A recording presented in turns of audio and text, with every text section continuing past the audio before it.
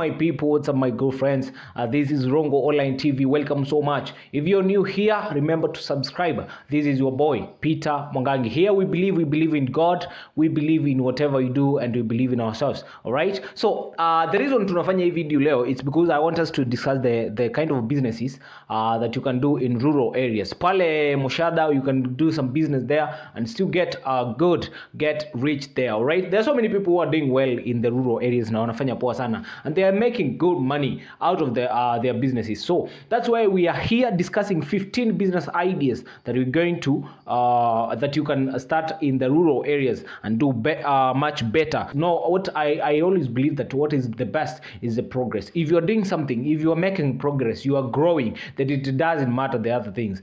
So long as you are growing, then it's cool. So 15 business ideas that you can start from rural areas. Some of these business ideas, they are business that we're going to do. All right, we're going to do one by one, and I'm sure itatusaidia sana sisi wote, because still there are some businesses that I can do some interviews nione hii biashara nayo pia mimi naweza piga na niende nipige ile biashara, unaona. So now we are getting started. This is Peter Mwangangi. This is your guy Peter Mwangangi, and this is Rongo Online TV. All right, now when you talk about the business ideas that you can start in the rural areas, because I had someone who has the same question. Kuna mtu alikuwa ameniuliza pale kwa comments, kaniuliza kwa comment section kana kwamba what business can I start from in the rural areas. Nilimjibu, but I think this video will answer the best. All right, because something we have researched, we have looked into. All right, yeah. And also remember that these businesses might also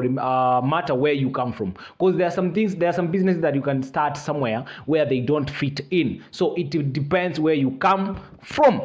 So now we are getting started. Tunaanza na ile most reliable, that is poultry farming. Poultry farming is one of the best businesses that is doing very much good. It's doing very well when you look into poultry farming. Now, by the way, if you are into rearing this poultry thing, kama wewe unalea hizi makuku sijui nini, we can do an interview with you na tunaweza market biashara yako. So if you have you doing poultry farming, you can holler me, you can kwa description yangu pale YouTube, or you can even leave a comment. All right, kuna my email na kuna my phone number, you can always read there na twende tufanye. So poultry farming is one of the best, it is doing so well. Unajua hakuna kitu so many people say that hey, kuku iko na faida, and that is it, guys. So hii ni kitu ambayo will be doing specifically. Tutafanya poultry farming specifically, a video for it, an interview for it. So if you have this thing, then call me anywhere you anytime, anywhere you are, I could come over there.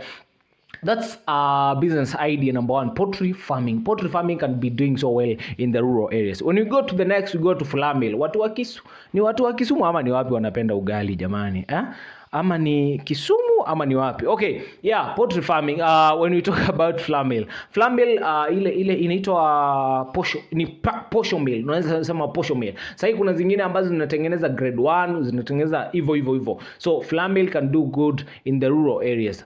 I'm saying this because now one thing about Flamil, anyway it can do better, but kuna places zenye it can do much better. So Flamil is one of the best businesses that you can start in the rural areas. We have dairy supply, watu wa maziwa, you can rear pale ule mifugo wa maziwa, ng'ombe, mbuzi, unaweza kuwalea pale, you give us milk. And of course, yeah, najua it's not always about kwenda shop kununua maziwa, unaweza tuuzia maziwa. We could talk of retail store. When I talk about retail store, I mean maybe a general shop that you go to the wholesalers and buy some goods na unakuja unauza kama duka, unaona. It's just a shop. A retail store is just a shop where you sell goods to the consumers directly. Unajua wholesale, they do sell to the retailers, then the retailers give to the consumers. So when I'm talking about a retail shop, ni ile unaenda unanunua kwa manufacturers, or you buy from the wholesale na unakuja unauza in a retail price. All right, retailers ndo ukua the last ones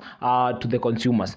Number 5, we could talk of wholesale business. When I talk about wholesale, this is connected to the retail business. ukienda kwa wholesale ndo unanunua zile unakuja unauza kwa retail. Like in my place where I come from, kuna wholesales mingi sana. So utapata the big town iko na the larger town iko na many wholesale shops. So watu wa retail wanaenda wanunua pale, they go sell out. You see? So it's doing so good. When you talk about wholesale business, you can go to the manufacturers, buy the goods and come and sell to the retailers. You see? Talking of that, we could talk of auto repair shop.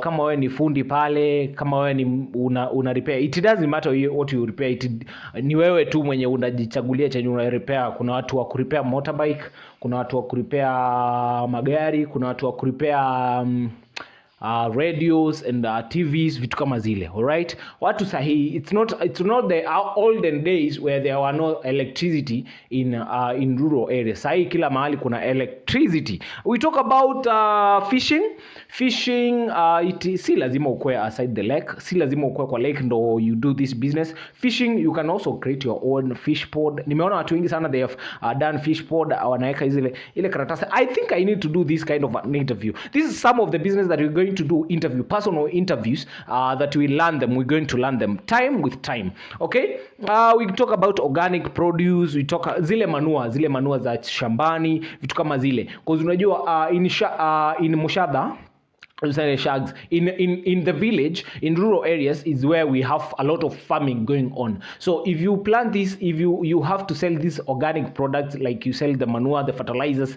vitu kama zile, it would be doing so good. Talk of vegetable farming, boga zile you could plant or even buy and sell.